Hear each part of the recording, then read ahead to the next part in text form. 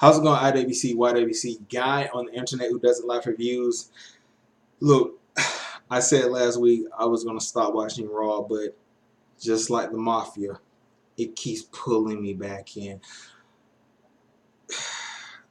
This superstar shakeup, I'm not going to lie, it's got me intrigued. It has me thinking, just maybe,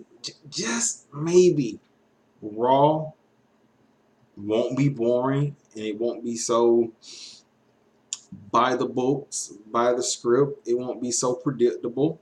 Maybe something different will happen, especially with these new people coming on. Pop the top on my real sugar Pepsi. Anything less is uncivilized. So let's talk about some of the people that are coming to Raw. You got Mike Kanellis, aka The Miracle or Love Connection, one of them. It depends on what kind of character they give him. If they give him that love show thing, it's not gonna work. It doesn't really have any legs. But it had give him something close to the Kingdom or The Miracle. The possibilities have opened up. Then you have Zack Ryder. Zack Ryder still works for WWE Raw. Like, that just goes to show you, you don't have to be the greatest at your job. You just have to show up for work. Like, no disrespect to Zack Ryder, but he is the essence of me. Like, Zack Ryder's going to get probably into the Hall of Fame, the WWE Hall of Fame, by being a lower mid-carder. If you think about it, like, damn. Is it because the WWE knows he would make a shitload of money on the indies and they hate him, or is it because they really appreciate his work? That's a tough one. Then you have Mojo Rawley. So Zack Ryder, Mojo Rawley, former tag team partners who had a feud, but the feuds, I guess, whatever. Mojo Rawley, the upside is there. There's a lot of upside in Mojo Rawley. I know people think, no. Mojo Rawley, he's a former football player. But from watching him in NXT when he was a face and now a heel, there's something with Mojo Rawley. He hasn't tapped into it yet, but you just feel like Mojo Rawley, he has potential.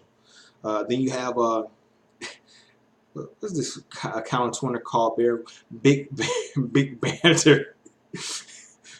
One tweet said Baron Corbin will be coming to Raw, but the rest of his hair will be staying on SmackDown. Because he's bald. Why do people do that shit?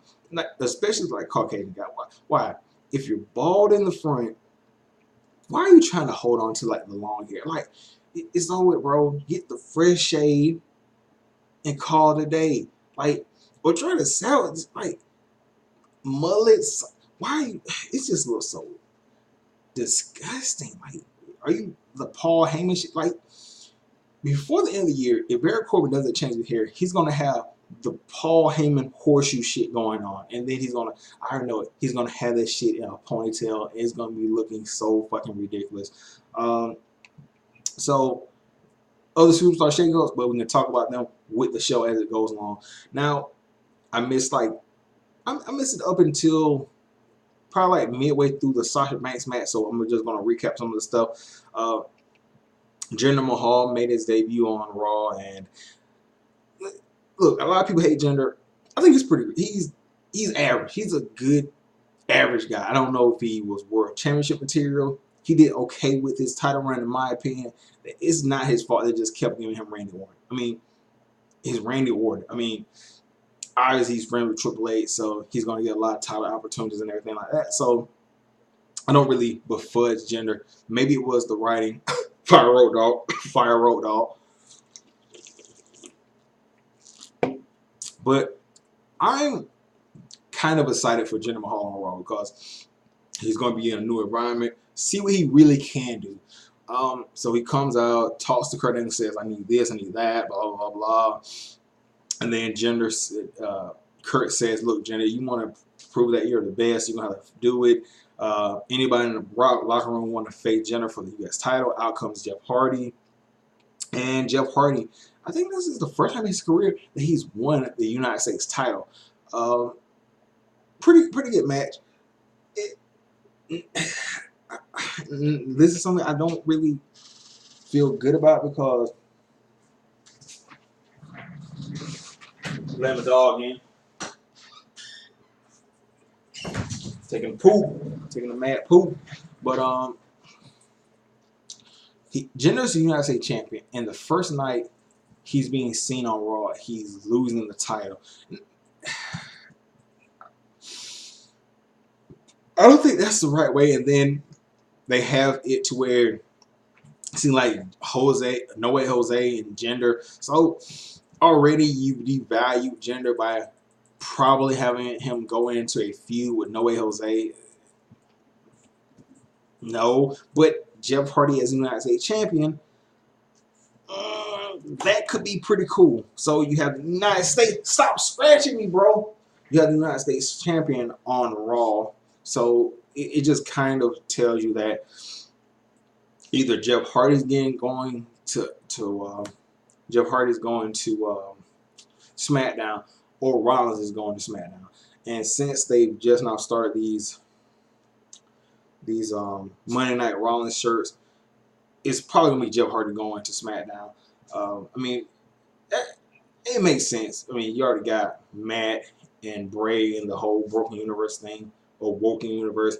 So getting Jeff Hardy back to his show, the show that he kind of got big on, it makes sense. So Jeff Hardy going to SmackDown seems pretty cool.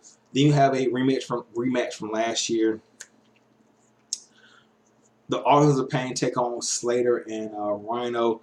The Authors of Pain beat the living snot out of Heath Slater. Poor Heath Slater. That man's got kids. Goddamn. Stop it.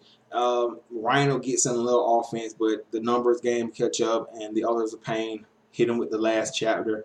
So, a better match than last week. Then you have pretty much the match of the show. You have not the Riot Squad, but you have the Riot Squad interferes, but Bayley versus Sasha. Who's the heel? Who's the face? You're getting a good match. You might get a definite answer at the end of the show. No, the Riot Squad interferes. WWE with the straight jack off in your face. Oh my God. Now, it just tells me that either Mandy Leon or Sonya are going to SmackDown. I just can't have two of these same groups on both of these shows. And I will say this: Sarah Logan's that lifting headbutt, that shit looked vicious. Now that did look cool, but is there going to be an end game to this? Like with Bayley and Sasha, I was thinking like maybe one of them would join the Riot Squad, but it's going to be these two women, friends, enemies versus the Riot Squad. Yeah. Then you have The Miz welcoming Kevin and Sami to Raw, making it the Kevin and Sami show once again, or for the first time, because they were feuding the last time we saw them on Raw. And look, I think the main theme of this show in Raw now is tag teams. You have a lot of tag teams now on Raw that you didn't have. You have Breezango. You have the Miz Taraj, or whatever they're going to be called now, because of the main event. You have the Bar, Breezango, Woken Warriors. Sami and Kevin, please make Sami and Kevin tag team champions. And I think that's pretty cool. I mean, it's about time that Raw brought back a decent tag team division. I mean, the tag team has been kind of stagnant, and it's just been like involved one or two guys. Now if they could get a tag team feud and a tag team title feud and a tag team feud going on at the same time, they'd be really good. Also the Revival. I don't know what the Bullet Club. Oh, I just Corey raised myself. The Balor Club, or Luke and Gallows and Anderson are going. Um, then you have the finals to the tag team eliminator. Matt Hardy and Bray Wyatt versus the Revival. Woken Warriors get the win with a, I don't know how you call it, like a face plant twist of fate. Like Bray Wyatt had one of the Revival guys up in a wheelbarrow, and Bray Wyatt hit the twist of fate. So that's not bad. The Woken Warriors versus the Bar at the Greatest Royal Rumble. Let me also say this about the Greatest Royal Rumble. It's stupid. Oh, but why is it stupid? It's a pay-per-view. It's gonna be there. That 50 million. What's it for? I would think the Royal Rumble, the regular one, that's like for a title shot or something like. What's the Greatest Royal Rumble for? Like, I'm gonna have like some kind of big ass trophy, Greatest Royal Rumble winner trophy. What is there a title shot? Like you can choose any title. Like, what is it for?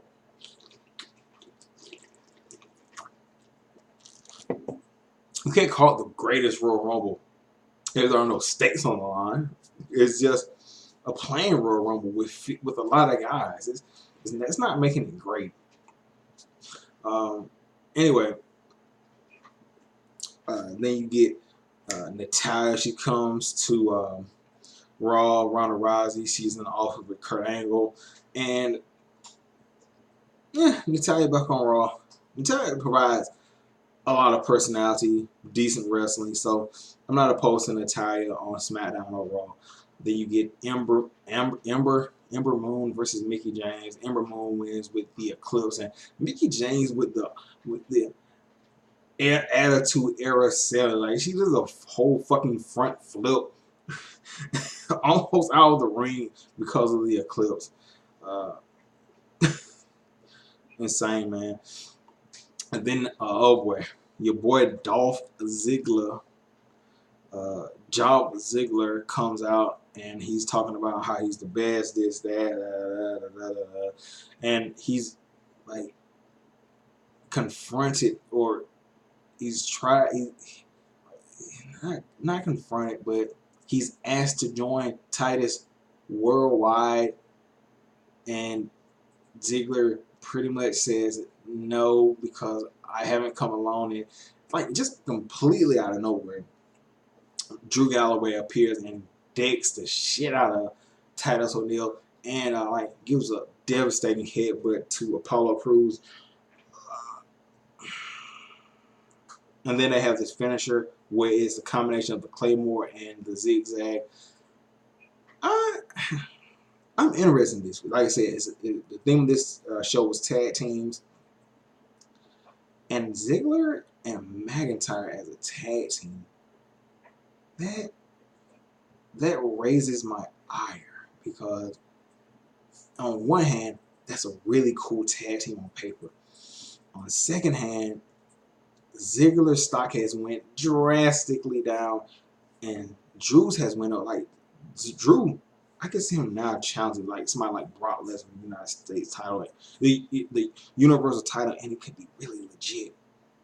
But you put him in tag team with Ziggler, like you already know that tag team. I don't think it has legs, so you already know you're getting a feud between Ziggler and McIntyre somewhere down the line. So mid card feud, upper mid card, maybe at best. Because I might be wrong, but I don't think the tag team has any legs. And then you also like, what are they doing, Titus O'Neil? Like, I understand maybe Apollo Crews because he doesn't have the charisma, but he has the athleticism.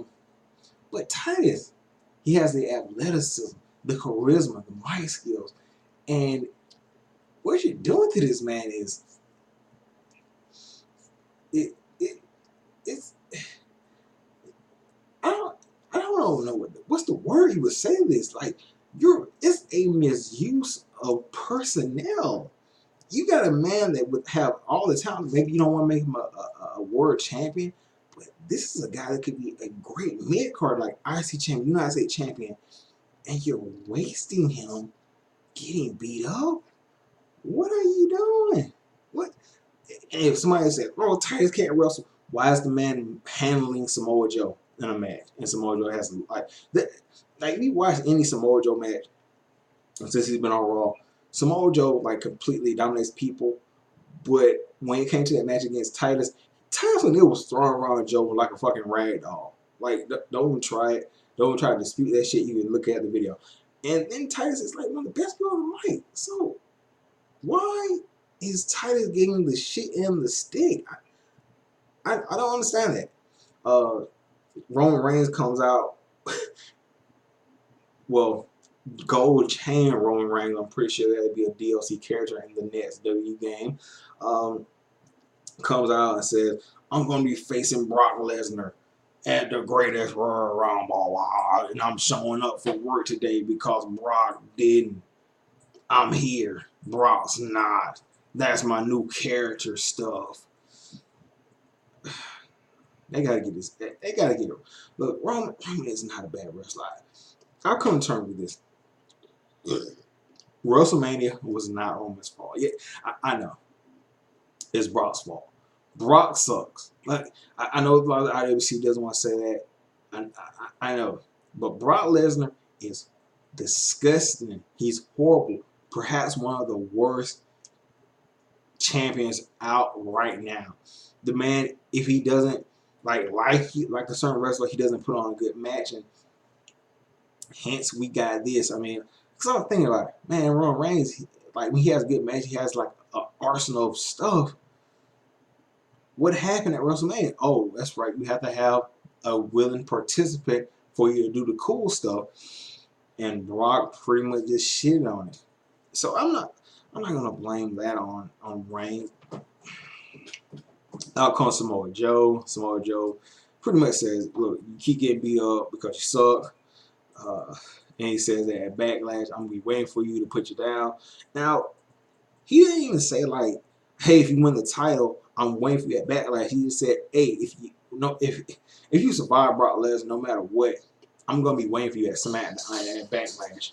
Which I don't know how I feel about that, because is not Brock, but is Brock losing a title at the Greatest Royal Rumble, or is this just a no more contenders feud? Maybe after that, like the possibilities are endless. It's just what happens at the Greatest Royal Rumble determines a lot down the line. So that has me intrigued a little bit. Then you have Ronda Rousey coming out to help Natalya after Natalya makes Mandy Rose tap out with a sharpshooter. And this is why Asuka should have never left. Like, just look at Ronda Rousey, how she completely destroyed Sonya Deville. And by the way, why is Evolution still coming out to Paige's theme? It's ridiculous and stupid. But how she completely destroyed Sonya Deville with the hand strikes and the punches and all that. Who in the back actually thinks Charlotte versus Ronda on paper is a good match?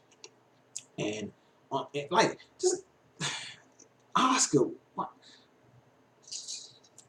and Ronda, that goes so much better together, like peanut butter and jelly. Ronda and Charlotte go together like peanut butter and moonsault botches. It just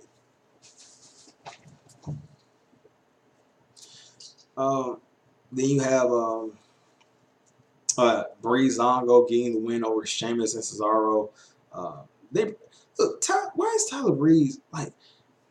It's kind of obvious they're never going to put the titles on Tyler Breeze or Breezango. So why is this tag team still around? Like, Tyler Breeze could be so much better in the cruiserweight division, 205 Live. Why?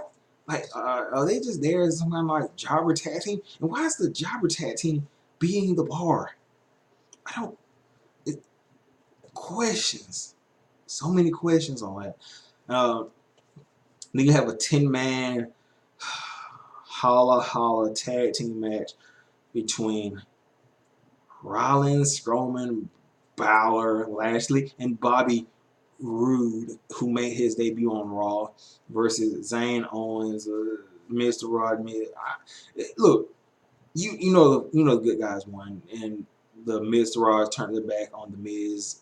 The betrayal. Uh, I could have swore it was gonna be Dean Ambrose, but I'm pretty sure